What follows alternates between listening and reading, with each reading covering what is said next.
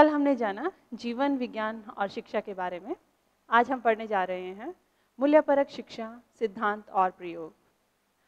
विद्यार्थियों, मूल्य के बारे में हम पिछले कई दिनों से चर्चा कर रहे हैं। इतना तो आपने समझ ही लिया होगा कि मूल्य क्या है। आज हम इस विषय पर चर्चा कर रहे हैं कि मूल्यपरक शिक्षा का स्वरूप क्या है। मानव एक उद्देश्यपूर्ण जीवन जीता है, यह उसकी सफलता के लिए आवश्यक है। मानव जीवन के इस लक्ष्य को दर्शन शास्त्र निर्धारित करता है। धर्म इस लक्ष्य को प्राप्त करने के लिए आचार विचार आदि साधन बताता है, तो शिक्षा इन्हें व्यवहारिक रूप प्रदान करती है। मूल्यपरक शिक्षा जैसे नाम से ही ये आदर्शों का आभास इसमें होता है। अपने आप में जैसे हम मूल्यों को समझें तो मूल्यपरक शिक्षा कोई भिन्न शिक्षा नहीं है। यह सभी विषयों को मूल्योन्मुख बनाने का एक प्रयास है, जिसके द्वारा किसी भी विषय को विद्यार्थी पढ़ते हुए वो अपने भीतर आदर्शों को सम्मान दे सके, कायम रख सके और उन पे अडिग होकर चल सके। तो मूल्यपरक शिक्षा मानव को एक उद्देश्यपूर्ण जीवन जीने के लिए प्रेरित करती है और उसकी सफलता के लिए, या मैं कहूँ कि चाहे किसी भी परिप्रेक्ष्य में देखें, उसकी सफलता के लिए मूल्य अति आवश्यक भी होते हैं। चाहे हम दर्शन शास्त्र की बात करें, धर्म गुरुओं की बात करें, कहीं भी देखा जाए तो मूल्य अपना एक विशेष महत्व रखते हैं और बिना मूल्यों के व्यक्ति अपने लक्ष्य को उस स्थिति में प्राप्त नहीं कर सकता जिस आदर्शों के साथ, जिस उच्च स्थिति में वह उसे प्राप्त करना चाहता है। इसीलिए मूल्यपरक शिक्षा की आज बहुत अधिक आवश्यकता है और यह न केवल आपको एक उच्च स्थिति प्रदान करती है, बल्कि आपके व्यवहार को एक व्यवहारिक स्वरूप भी प्रदान करती है। मूल्य कोई बाहरी चीज़ नहीं है, वह एक आंतरिक अभिव्यक्ति है, आंतरिक गुण है, जिसे व्यक्ति अपने भीतर पनपा सकता है, पैदा कर सकता है और उसे विकसित कर सकता है। ये हमें प्राप्त होते हैं हमारे जो ग्रंथ हैं उनसे, या फिर महापुरुषों की जीवनियों से, या साहित्य के अंदर भारतीय साहित्य मूल्यों से भरा हुआ है। इनके द्वारा हम आसानी से मूल्यों के बारे में सीख सकते हैं, उन्हें समझ सकते हैं और उनकी जानकारियों को उपलब्ध करवा सकते हैं। मनुष्य के उद्देश्यपूर्ण जीवन जीने के लिए अति आवश्यक होता है कि वह मूल्यों को अपने जीवन में निरंतर एक स्थान प्रदान करे और उसकी महत्ता को बनाए रखे। इसके साथ साथ यह भी आवश्यकता है कि हम अपने लक्ष्यों को ध्यान में रखते हुए अपने आचार विचारों को, मूल्य को, आचार विचार के अंदर मूल्य को एक साधन के रूप में काम में लेते हुए इसे अपना एक महत्वपूर्ण अंग बनाएं, जिससे कि निरंतर विकास की ओर हम अग्रसर हों। विद्यार्थियों, मूल्य के द्वारा ही व्यक्ति अधिक विकसित हो सकता है, उच्च स्थिति को प्राप्त कर सकता है, साथ ही साथ वह एक अलग व्यक्तित्व के रूप में, या मैं कहूँ एक आदर्श व्यक्तित्व के रूप में निखर कर सामने आ सकता है। वर्तमान में मूल्यों की स्थिति। वर्तमान समय को हम संक्रमण काल कह सकते हैं, क्योंकि विभिन्न संस्कृतियों का समावेश या विदेशी संस्कृतियों का वर्तमान में हम ज़्यादा परिलक्षित हो रही है, उसे हम निरंतर अपनी संस्कृति के ऊपर हावी होते हुए देख रहे हैं। क्योंकि आज का युवा बाहर की संस्कृति की तरफ ज़्यादा आकर्षित हो रहा है और आज का यह वातावरण, यह संक्रमण काल का वातावरण उसे और अधिक प्रभावित कर रहा है, जिसकी वजह से वर्तमान में मूल्यों का निरंतर ह्रास देखने को मिल रहा है। वर्तमान में धार्मिक एवं सांस्कृतिक मंचों से मूल्यों की चर्चा हो रही है। निसंदेह यह एक वातावरण बन जा रहा है जिसके द्वारा जागरूकता की चेतना विकसित की जा रही है। यह सकारात्मक रूप ले सकता है जब व्यक्ति इसे जीवन में उतारे, क्योंकि बाहरी संस्कृतियाँ जो भारतीय संस्कृति के ऊपर अपना प्रभाव छोड़ रही है और आज का युवा उससे प्रभावित होकर अपनी वास्तविक स्थिति को खोता जा रहा है। क्योंकि भारत की संस्कृति एक ऐसी संस्कृति रही है, अनेकों संस्कृतियाँ आई और मिट गई, लेकिन आज भी भारतीय संस्कृति अपना एक महत्वपूर्ण स्थान रखती है। इसका कारण भारत में मूल्यों को सदैव ही महत्व दिया गया। हमारी भारतीय संस्कृति, हमारी परंपरा रही है कि मूल्यवान व्यक्ति उसे, या आदर्शवान व्यक्ति उसे माना जाता है जिसके भीतर मूल्यों का समावेश होता है। इसीलिए यह कहा जा रहा है कि आज के वातावरण को शुद्ध वातावरण या प्रभावी वातावरण तभी बनाया जा सकता है जबकि आज का विद्यार्थी, आज का युवा मूल्यों के प्रति जागरूक बने, उसकी चेतना में मूल्य विकसित हों, और यह सकारात्मक रूप तभी ले सकता है। केवल बातें करने से कुछ नहीं होता, क्योंकि जब तक मूल्य जीवन में नहीं आएंगे, उनके ऊपर विद्यार्थी या युवा उस तरह से व्यवहार नहीं करेगा, तब तक वे व्यवहारिक रूप में दिखाई नहीं देंगे। जीवन में उनको उतारना उतना ही आवश्यक है जितना कि मूल्यों को लागू करना, उनका उपयोग करना। मूल्यों को निर्धारित करने के लिए कुछ आवश्यक कारक तत्व बताए गए हैं जो निर्धारण के लिए आवश्यक है। इनमें मुख्यतः 3 कारक तत्व बताए गए हैं: व्यक्ति की आवश्यकताएं, व्यक्तिगत गुण और जीवन मूल्य। इन तीनों में से जीवन मूल्यों को अधिक महत्व दिया गया है। वो इसलिए क्योंकि मूल्यपरक शिक्षा के द्वारा यह सिद्धांत प्रतिपादित करना होगा कि व्यक्ति अपने परिवार के हित के आगे समाज के हित को महत्व दे, और समाज के हित के आगे देश के हित को महत्व दे। जब तक वह उच्च आदर्शों को अपने सामने परिलक्षित नहीं करता है, तब तक वह स्वार्थी प्रवृत्ति की तरफ अग्रसर होता है, और स्वार्थी प्रवृत्ति की वजह से देश का हित बाधक बनता है। इसीलिए देश के हितार्थ हमें छोटे छोटे अपने हितों को त्याग करके उच्च हितों की तरफ अग्रसर होना चाहिए। यहाँ आवश्यकता है जीवन मूल्यों की। जीवन मूल्यों के अंतर्गत सबसे पहली चीज आती है व्यक्ति की आवश्यकताएं। व्यक्ति की आवश्यकताएं 3 तरह से समझाई जा सकती हैं। पहली आवश्यकता है भौतिक आवश्यकताएं। भौतिक आवश्यकताओं में भूख, प्यास, आवास, नींद, इन सबको लिया जाता है, जो कि बेसिक नीड के रूप में सामने आती है, और प्रत्येक व्यक्ति को इनको फुलफिल करना आवश्यक होता है। लेकिन सामान्य तौर पर इनको फुलफिल करके व्यक्ति अपना कार्य अच्छे ढंग से चला सकता है। इसी के बाद में दूसरी आती है मनोवैज्ञानिक आवश्यकताएं। मनोवैज्ञानिक आवश्यकताएं जो कि हमारे मन से संबंधित है।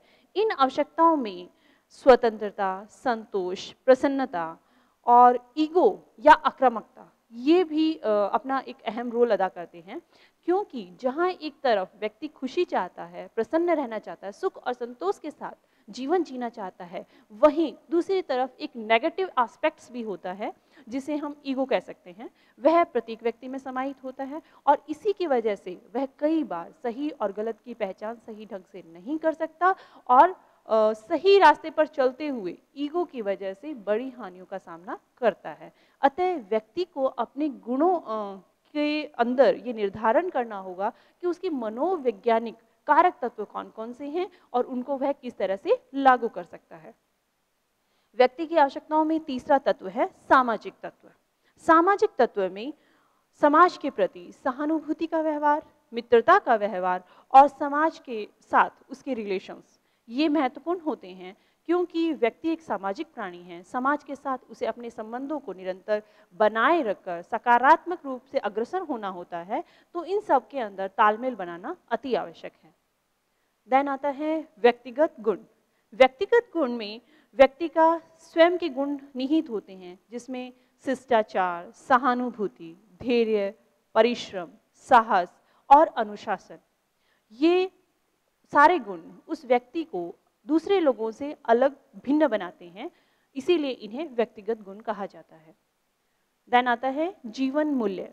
जीवन मूल्यों में फिर 4 तत्वों को समाहित किया गया है। पहला तत्व है सामाजिक चेतना, समाज के प्रति जागरूकता। इसके अंतर्गत लिया जा सकता है नेतृत्व की भावना, सहयोग की भावना और पर्यावरण के प्रति जागरूकता। सामाजिक चेतना के ये तत्व, क्योंकि व्यक्ति समाज में अपनी अलग पहचान तभी बना सकता है जब वह समाज के प्रति जागरूक है, उसके अंदर नेतृत्व की भावना है, अर्थात वह दूसरे लोगों को एक साथ मिलजुल कर आगे बढ़ता है। इसी के अंदर दूसरा आता है देशभक्ति। देश के प्रति समर्पण का भाव, देश के प्रति राष्ट्रहित का भाव, कर्तव्य बोध का भाव, अखंडता और एकता का भाव। इससे हम अपने देश को उच्च स्थिति में ले जा सकते हैं, अग्रसर बना सकते हैं। देन संस्कृति निष्ठा, महापुरुषों का सम्मान करना, सर्वधर्म समभाव की भावना को ध्यान में रखना। क्योंकि भारतवर्ष में सर्वधर्म समभाव की भावना के निहितार्थ कार्य किए जाते हैं, अर्थात सभी धर्म समान हैं और सबको एक समान कार्य और सम्मान मिलना चाहिए। आध्यात्मिकता। आध्यात्मिकता इन सब पहलुओं से सूक्ष्म पहलू है, जिसके अंतर्गत निस्वार्थ सेवा, लक्ष्य निष्ठा, ईश्वर भक्ति, प्रकृति प्रेम और प्रसन्नता, ये सारी चीजें समाहित की जाती है। इस तरह से समझा जा सकता है कि मूल्यों के ये तीनों कारक तत्व, जिसमें जीवन मूल्य सबसे ज़्यादा महत्वपूर्ण है, और विद्यार्थी जब जीवन मूल्यों को अपने भीतर समाहित कर लेते हैं तो दूसरे हित स्वतः ही जुड़ते जाते हैं और एक विशाल लक्ष्य को प्राप्त करना संभव होता है। अब आता है मूल्य द्वंद्व एवं निर्धारित कारक। व्यक्ति का विकास मानवीय मूल्यों के आधार पर करना, जिसके लिए ईमानदारी, सादगी, सच्चरित्र, त्याग आदि अपेक्षित है। व्यक्ति का विकास तभी संभव है जबकि उसके अंदर मानवीय मूल्य होते हैं। यहाँ ये नहीं कहा जा सकता कि वह व्यक्ति विकास नहीं कर सकता जिसके अंदर मानवीय मूल्य नहीं है, लेकिन यहाँ यह कहना आवश्यक है कि जिस व्यक्ति के अंदर मानवीय मूल्यों का लुप्त होते हैं, दिखाई नहीं देते, वह व्यक्ति अच्छे ढंग से अपना जीवन विकसित नहीं कर सकता या फिर सही ढंग से विकास नहीं कर सकता। और इसके लिए व्यक्ति के भीतर ईमानदारी, सादगी और सच्चरित्र, इन सब का होना अति आवश्यक होता है। जीवन से संबंधित स्थितियों में उससे उचित व्यवहार की अपेक्षा की जाती है। सकारात्मक परिस्थितियां या फिर अनुकूल परिस्थितियों में सभी व्यक्ति सही व्यवहार करते हैं, लेकिन इसका अर्थ ये नहीं कि उसका व्यवहार सही है, क्योंकि सही आकलन तो विपरीत परिस्थितियों में किया जाता है। जब व्यक्ति के सामने उसके अनुकूल परिस्थितियां नहीं हैं और उसके अंदर भी वो मूल्यों पर रहकर अपना व्यवहार सही रखता है, तो उसके व्यवहार को सही माना जाता है। व्यक्ति से अपेक्षा की जाती है कि वह विभिन्न स्तरों पर उपजी दूसरे व्यक्तियों की समस्याओं का समाधान कर सके। मूल्य द्वंद्व यहाँ इसलिए कहा गया है कि व्यक्ति के अंदर मूल्य तो समाहित हैं, वह ईमानदार है, वह सहिष्णु है, लेकिन जब उसकी परिस्थितियां उसके अनुकूल नहीं हैं या जब उसको उसकी आवश्यकता किसी दूसरे व्यक्ति को होती है, तो उस समय क्या वह अपने मूल्यों पर अडिग रहता है, और उन मूल्यों पर अडिग रहते हुए क्या वह अपना कार्य सही ढंग से कर रहा है। यदि ऐसा हो रहा है तो इसका अर्थ कि वह मूल्यों को सही ढंग से अपने जीवन में लागू किए हुए है, अर्थात वह व्यक्ति दूसरे व्यक्तियों की समस्याओं का समाधान आसानी से कर सकता है। मूल्यपरक शिक्षा से अपेक्षाएं। मूल्यपरक शिक्षा, इसमें कई सारे उद्देश्य रखे गए हैं। सबसे पहला उद्देश्य 3 सोपानों के रूप में हम इसे समझ सकते हैं। पहला सोपान है कि व्यक्ति का नैतिक होना। व्यक्ति के व्यवहार में नैतिकता का होना अति आवश्यक है, तभी यह चीज सामने आती है कि उसका व्यवहार मूल्यपरक है। दूसरे सोपान में कि व्यक्ति के अंदर सामाजिक मूल्यों का पालन करने की योग्यता होनी चाहिए। केवल स्वयं के हित के लिए वह कार्य करे और आगे बढ़ता रहे, इसका अर्थ वह मूल्यवान है, ऐसा नहीं होगा। अगर वह समाज के हितों को ध्यान में रखते हुए अपने कार्यों को करता है तो यहाँ पर उसके अंदर मूल्यों का होना सही लगता है। तीसरे सोपान में हम समझ सकते हैं कि दूसरों के समाधान में सहयोगी बनना। व्यक्ति केवल अपनी ही समस्याओं को समाधान करने के प्रति जागरूक ना रहे, उसे जिस रूप में वह अपनी समस्याओं का समाधान करता है उसी तरह से दूसरे की समस्याएं भी समाधान कर सके, तभी वह मूल्य परक व्यक्ति माना जा सकता है। मूल्यपरक शिक्षा का उद्देश्य। मूल्यपरक शिक्षा का मुख्य उद्देश्य व्यक्ति को ऐसी प्रेरणा देना कि वह विभिन्न स्थितियों में ऐसा व्यवहार कर सके जिससे उसे तथा उसके व्यवहार से प्रभावित होने वाले सभी प्राणियों को सुख और संतोष प्राप्त हो सके। मूल्यपरक शिक्षा का यही उद्देश्य है कि व्यक्ति के ऐसी प्रेरणा देना जिससे कि वह अपने ही व्यवहार को ना सुधारे, बल्कि दूसरे के व्यवहारों में भी पॉजिटिव रेस्पॉन्सेज ला सके, साथ ही साथ उसके व्यवहार से दूसरे की समस्याओं का समाधान हो सके और उसका जीवन, अन्य प्राणियों का जीवन भी सुखी और संतोषप्रद बने। इसके बाद में आता है मूल्यपरक शिक्षा शिक्षण विधि। इसके अंदर हम 2 तरह से इसे समझ सकते हैं। मूल्यपरक शिक्षा, इसे शिक्षा में लागू जब किया जा रहा है, क्योंकि ये एक अलग प्रकार की शिक्षा नहीं है, यह अन्य विषयों की तरह ही एक तरह से विषय है जिसके अंदर मूल्यों की महत्ता को समझा जाता है। लेकिन मूल्यों के महत्व को कैसे समझा जा सकता है? जब तक विद्यार्थी को मूल्यों के बारे में जानकारी नहीं होती, तब तक ना वह उस पर विचार कर सकता है और ना ही उसको अपने आचरण में ढाल सकता है। अतः सबसे पहले आवश्यकता होती है सैद्धांतिक ज्ञान की। सैद्धांतिक ज्ञान अर्थात उस विषय से संबंधित सिद्धांतों के बारे में जानकारी होना। विद्यार्थी जब ये जानता है कि मूल्य क्या है, उसे हम अपने साहित्यों में देख सकते हैं, अपने विषयों के अंदर देख सकते हैं, और जब उसकी जानकारी विस्तृत रूप में उसे प्राप्त होती है तो उससे धीरे धीरे वह उसके ऊपर विचार करना सीखता है। और जब मूल्यों पर वह विचार करना सीखता है तो उससे फिर उसके प्रति आचरण करने की भावना उसके भीतर पैदा होती है। अतः आवश्यकता होती है कि मूल्यों के सिद्धांतों की विस्तृत जानकारी विद्यार्थी को दी जाए। यहाँ एक उदाहरण के माध्यम से हम समझ सकते हैं। अगर कोई व्यक्ति दूसरों के सामने, या फिर हम ऐसा मानते हैं कि उसका व्यवहार अच्छा है, वह सभी के साथ सत्य का पालन करता है, लेकिन उसकी सत्यता की जानकारी उस समय होती है जबकि उसकी परिस्थितियां उसके अनुकूल ना हो। अनुकूल परिस्थितियों में प्रत्येक व्यक्ति का व्यवहार सामान्य होता है, लेकिन जब उसके हितों की बात आती है या फिर आर्थिक हित की बात आती है तो वहाँ भी वह अडिगता के साथ सत्य का पालन करता है, चाहे उसके स्वयं की ही हानि क्यों ना हो, तब भी वह उस सत्यता पर अडिग रहकर अपने व्यवहार को उसी रूप में रखता है और स्पष्टता के साथ यह बतलाने में हिचक नहीं करता कि ये गलत व्यवहार मैंने किया है। विद्यार्थियों, तो मूल्य की सही पहचान वही होती है जबकि व्यक्ति का व्यवहार विपरीत परिस्थितियों में भी सही हो। अब सैद्धांतिक ज्ञान की जानकारी कैसे प्राप्त हो?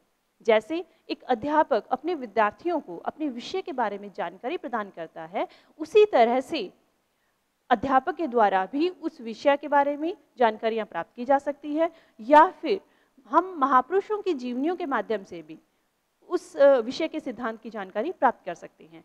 जैसे मूल्य के बारे में बात करें तो जितने भी महापुरुष हुए हैं, चाहे वह विवेकानंद हो, रविंद्रनाथ टैगोर हो, महात्मा गांधी हो, आचार्य तुलसी हो या महाप्रज्ञा जी, किसी के बारे में भी बात की जाए, उन सभी के जीवनियों के द्वारा हम उनके जीवन दर्शन को जान सकते हैं। और जीवन दर्शन के साथ साथ किन विपरीत परिस्थितियों के साथ उन्होंने अडिग रहकर अपने जीवन को निखारा और उसको सही ढंग से क्रियान्वित किया, और मूल्यों पर अडिग रहकर कैसे वे अपनी पॉजिटिव थॉट्स को दुनिया के सामने लाए और उनसे आमूलचूल परिवर्तन किया। तो इस तरह से हम समझ सकते हैं कि विषय की सैद्धांतिक जानकारी होना अति आवश्यक होता है, और सिद्धांतों की जानकारियों के साथ ही हम उस विषय में पारंगत बन सकते हैं। और जब विषय की संपूर्ण जानकारी विद्यार्थी को प्राप्त हो जाती है तो उसके पश्चात वह उसे व्यवहार में लाता है, क्योंकि करत करत अभ्यास से जड़मति होत सुजान। जब निरंतर एक चीज का या एक विषय का निरंतर अभ्यास किया जाता है, उसको बार बार उसका पठन, मनन और चिंतन किया जाता है, तो उसमें पारंगत हुआ जा सकता है। लेकिन केवल सुनने मात्र से उसके अंदर हम पारंगतता प्राप्त करें, ऐसा संभव नहीं है। अतः आवश्यकता होती है कि हम सैद्धांतिक ज्ञान के द्वारा मूल्य बोध आवश्यक है और उसे हम विद्यार्थियों तक सही ढंग से परिलक्षित करें। यहाँ पर केवल सिद्धांतों को जान लेने से वह व्यवहारिक स्तर पर घटित नहीं होता है। तो व्यवहारिक स्तर पर घटित करने के लिए आवश्यकता होती है कि सैद्धांतिक ज्ञान के साथ साथ हम उसके प्रायोगिक पक्ष को भी ध्यान में रखें। और प्रायोगिक पक्ष को ध्यान में रखने के लिए जीवन विज्ञान, प्रेक्षा ध्यान और योग के अंतर्गत अनुप्रेक्षा का प्रयोग दिया गया है। अनुप्रेक्षा, जिसे हम सजेस्टोलॉजी भी कह सकते हैं। सजेस्टोलॉजी अर्थात सुझाव देने की प्रक्रिया। जब मन में 3 स्तर होते हैं, फ्राइड ने बताया कि मन के 3 स्तर होते हैं। चेतन, जिसमें कि केवल हम देख रहे हैं, जो वर्तमान समय में इंद्रियों के माध्यम से जितनी भी हमारी क्रियाएं होती है वह चेतन की हैं, और वह कुछ समय के बाद भुला दी जाती है या फिर याद नहीं रहती, या कुछ समय ही याद रहती है। लेकिन जो कुछ भी कार्य एक समय में व्यक्ति कर रहा है, वो चाहे उसकी इंद्रियों, दृष्टि के द्वारा हो, श्रवण के द्वारा हो या फिर गंध के द्वारा हो, किसी भी इंद्रिय के माध्यम से क्यों ना हो, वे सारी की सारी उसके अचेतन मन में चली जाती है। और अचेतन मन में एक बार जो बात बैठ जाती है वो हमेशा के लिए लगभग स्थायी हो जाती है। तो इस तरह से मूल्यपरक शिक्षा का भी प्रायोगिक प्रयोग हम अनुप्रेक्षा के द्वारा कर सकते हैं। अब फिर बात हो भले ही अहिंसा की, सत्य की, करुणा या मैत्री की, या स्वावलंबन की, या आत्मविश्वास की, चाहे किसी भी भावना को मजबूत करना हो, इन सभी भावों को हम अनुप्रेक्षा के माध्यम से मजबूत कर सकते हैं। अचेतन मन जिसका 90% भाग माना जाता है, अर्थात जो चीज़ें जानकारी में हम कर रहे हैं वो केवल 10% होती है, लेकिन जिन चीज़ों को हम अनजाने में बिना जानते हुए केवल कर रहे हैं उसका प्रतिशत 90% होता है। इसीलिए वो हमेशा के लिए हमारे दिमाग में स्थायी रूप से अपना स्थान बना लेती है। और अनजाने में किया हुआ यह कार्य अगर हम इसको परिवर्तित करके जानबूझ के अपने माइंड को सेट करना या फिर प्रशिक्षित करना शुरू कर देते हैं तो मूल्यों को जीवन में स्थायित्व दिया जा सकता है। क्योंकि मूल्य ऐसी प्रक्रिया नहीं है जिसे कि किसी के ऊपर थोपा जा सके, क्योंकि ये एक भावनात्मक परिवर्तन की प्रक्रिया है जिसके लिए व्यक्ति का अपने इमोशन तक, अपने भावों तक ले जाकर उसमें परिवर्तन करना आवश्यक होता है। अतः आवश्यकता होती है कि हम मन के स्तर तक, भावों के स्तर तक मूल्यों को ले जाएं, उनके बारे में विचार करें, और जितनी ज़्यादा महापुरुषों की जीवनियों को हम देखेंगे, पढ़ेंगे और उसका कुछ अंश ही भले अगर जीवन में उतारने की कोशिश करते हैं तो हम अपने व्यवहार में, अपने व्यक्तित्व में परिवर्तन परिलक्षित कर सकते हैं। तो प्रायोगिक प्रशिक्षण में अनुप्रेक्षाओं के माध्यम से व्यक्ति में परिवर्तन किया जा सकता है और अनुप्रेक्षा के द्वारा गहराई तक इन मूल्यों को अपनाया जा सकता है या फिर इनका रोपण संभव है। इस तरह से केवल आलंबन मात्र से व्यक्ति अपने व्यवहार को परिवर्तित कर सकता है। जैसे हमारे सामने ऐसे कई उदाहरण भी हैं। फूलन देवी जो एक खतरनाक डाकू हुआ करती थी, लेकिन उन्होंने जब अपने व्यवहार में परिवर्तन करने के बारे में सोचा, उन्हें आभास हुआ कि जो व्यवहार मैं कर रही हूँ वो गलत है, तो उन्होंने अपने व्यवहार को परिवर्तन किया। और यह केवल सजेस्ट्रोलॉजी के माध्यम से ही हुआ कि जब बुरा व्यवहार किया जा रहा है तो उसका असर भी बुरा ही होता है। इसी तरह से हमारे सामने वाल्मीकि जी का उदाहरण आता है, जिन्होंने एक समय में वो खतरनाक डाकू हुआ करते थे, लेकिन जब उन्होंने अपने घर परिवार से अपने बारे में जानने की कोशिश की और अपने कार्य के लिए उसके फल को शेयर करने की कोशिश की, तो उन्होंने सीधा स्पष्ट जवाब दिया कि जो कार्य आप कर रहे हैं वो आपकी जिम्मेदारी है और उसके लिए हम जिम्मेदार नहीं हैं, क्योंकि हमारा भरण पोषण करना तो आपका कार्य है। तो वहाँ उन्हें ये चीज़ समझ में आई कि जो गलत कार्य मैं कर रहा हूँ, जब उसके अंदर किसी की भागीदारी नहीं है तो फिर मैं गलत कार्य क्यों करूँ। क्योंकि व्यक्ति के भीतर में जब ये एक आंतरिक भावना है और जब व्यक्ति के भीतर में ये भावना घटित होती है तो उसे समझ में आने लगता है और एक तरह से वो मूल्यों के अंश उसके भीतर रोपित हो जाते हैं, जिससे परिवर्तन घटित होने लगता है। तो यही जीवन विज्ञान का प्रायोगिक प्रशिक्षण है, जिसके द्वारा हम मूल्यों को भीतर तक एक तरह से रोपित कर सकते हैं, उनको प्रभावी बना सकते हैं।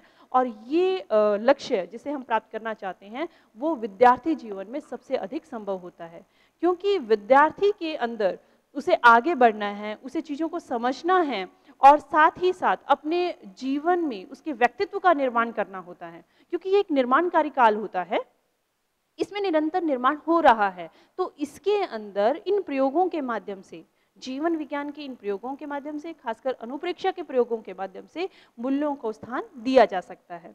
इस तरह हमने आज समझा कि किस तरह से हम मूल्यपरक शिक्षा को, उसके स्वरूप के बारे में जानकारियाँ ली, उसके वर्तमान मूल्यों की स्थितियों के बारे में हमने आज पढ़ा और सीखा, क्योंकि ये एक संक्रमण काल है, तो उसको किस तरह से बाहरी परिस्थितियों से हम हटकर उसे मूल्यों को पुनर्स्थापित कर सकते हैं या मूल्यों को प्रभावी ढंग से बनाकर रख सकते हैं।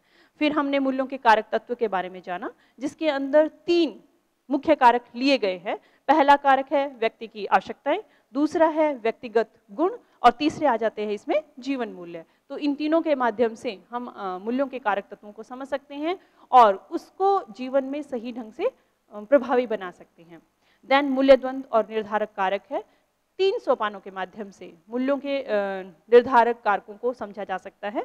फिर आती है मूल्यपरक शिक्षा की अपेक्षाएं।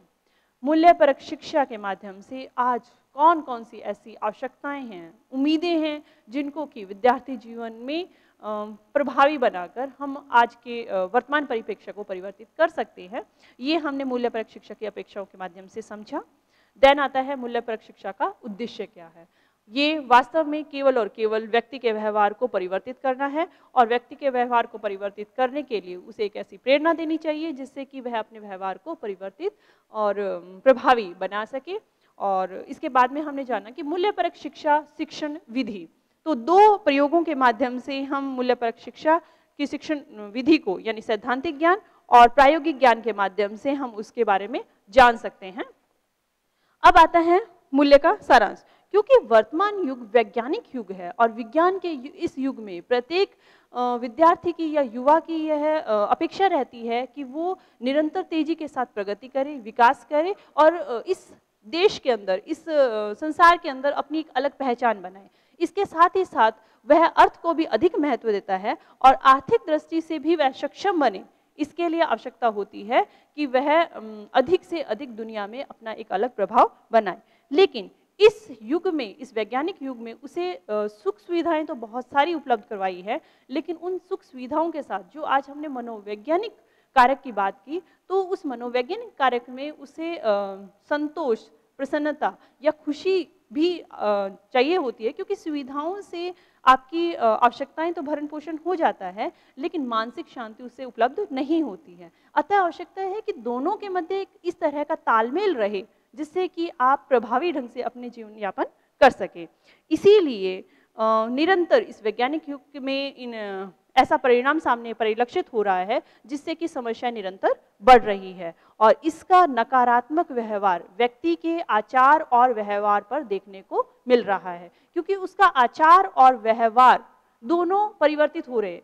क्योंकि जैसा वो चाह रहा है, वैज्ञानिकता के कारण वो आगे तो बढ़ रहा है, उसे अर्थ की उपलब्धता हो रही है, वो और अधिक सक्षम बन रहा है, लेकिन उसके विचारों में जो मानसिक शांति की बात हम कर सकते हैं वो उसे उस ढंग से उपलब्ध नहीं हो रही है। तो इन दोनों में तालमेल देखने को नहीं मिलता जो नकारात्मक प्रभाव के रूप में परिलक्षित हो रहा है। इसीलिए एक आज के समय में एक ऐसी शिक्षा की आवश्यकता महसूस हो रही है जिससे कि मानव को सही अर्थों में मानव बनाया जा सके और इसीलिए आज मूल्यपरक शिक्षा का बहुत अधिक महत्वपूर्ण आवश्यकता देखने को मिलती है। तो आज हमने मूल्यपरक शिक्षा के सिद्धांत और प्रयोग के बारे में जाना और कल हम जानेंगे जीवन विज्ञान और व्यक्तित्व विकास के बारे में, जिसके अंदर सबसे पहला चैप्टर है शिक्षा और मुक्ति की अवधारणा।